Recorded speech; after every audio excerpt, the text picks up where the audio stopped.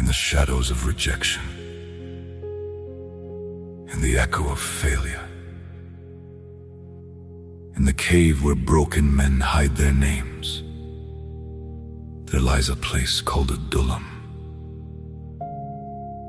Not a palace, not a throne room, but a cave, cold, dark, forgotten. And there, a king without a crown, a warrior without an army, a shepherd anointed but hunted, David. But he was not alone for long, because brokenness has a sound, and it calls to broken men. They came, not as warriors, but as wounds walking. Men in distress, men drowning in debt, men discontented with life itself. Society had labeled them failures, misfits, nobodies. Their hands were empty, their hearts were heavy, their stories were bleeding. These were not men you build armies with. These were men you pity. But Adullam is not a place of pity. It is a place of process. Because in the cave, God does his deepest work. Oh, hear me. Before the crown comes the cave. Before glory comes the breaking. These men came weak, but they did not remain weak. Because something happens when broken men encounter a burning purpose. Under David, they learned war. Under pressure, they found purpose. Under darkness, they discovered light within. The cave that hid them began to shape them. Fear turned to fire, debt turned to discipline, distress turned to dominion. Adullam was turning victims into victors. Oh, look again! These are no longer the same men! These are the mighty men of David! Men whose hands forgot weakness and learned only war. Men who stood when others fled. Men like Jashobeam, who lifted his spear against hundreds and did not retreat. Eleazar, who stood his ground when the army ran and fought until his hand froze to the sword. Shammah, who defended a field of lentils because purpose does not retreat over what seems small. Who are these men? What happened to them? Adullam happened. The cave did not destroy them. It defined them. Oh, but hear this. One day, in the heat of battle, surrounded by enemies, David whispered a longing. Oh, that someone would give me water from the well of Bethlehem. It was not a command. It was a desire. But when loyalty is born in the cave, even whispers become assignments. 3 men, just 3. They heard the longing of their king and counted not the cost. The garrison of the Philistines stood in the way, an army guarding water. But these men were no longer ordinary. They broke through. They fought through. They risked everything. Not for gold, not for fame, but for love. They drew water from the well and brought it back to David.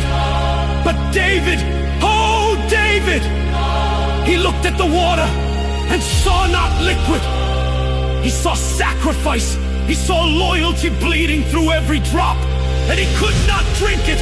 Instead, he poured it out before God, because some offerings are too sacred to consume. Oh, Adullam, you take broken men and birth mighty warriors. You take pain and produce purpose. You take rejection and release royalty. So if you find yourself in a cave, if life has backed you into shadows, if your name has been forgotten, do not despair, because God still builds armies in hidden places. Adullam is not your end, it is your becoming. And one day, they will not recognize you, because the cave would have made you mighty!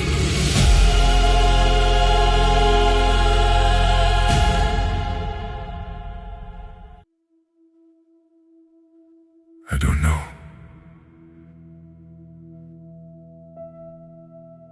what you're going through right now.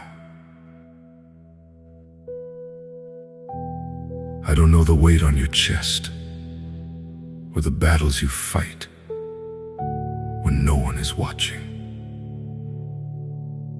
The silent wars, the hidden tears, the strength it takes just to keep going. I may not know your story, but maybe, just maybe, this season is your cave. Yeah, that place that feels dark, uncomfortable, lonely. That place where it feels like life has slowed down, or worse, forgotten you. But what if? What if this isn't where your story ends? What if this is where it begins to change? What if this is where strength is being built? Not seen, but formed. Where resilience is rising, quietly, deeply, powerfully. Where the version of you that can stand, that can fight, that can endure is being shaped. Listen. Caves don't last forever! And when you come out of this one, you won't come out the same! No! You will come out stronger, wiser, more grounded, more aware of who you are and what you carry. And one day, the very strength you're building now, the tears, the pressure, the process will become the reason someone else decides not to give up. So hold on. Hold on when it's hard. Hold on when it's quiet. Hold on when it doesn't make sense. Because this moment, this very moment, is not breaking you.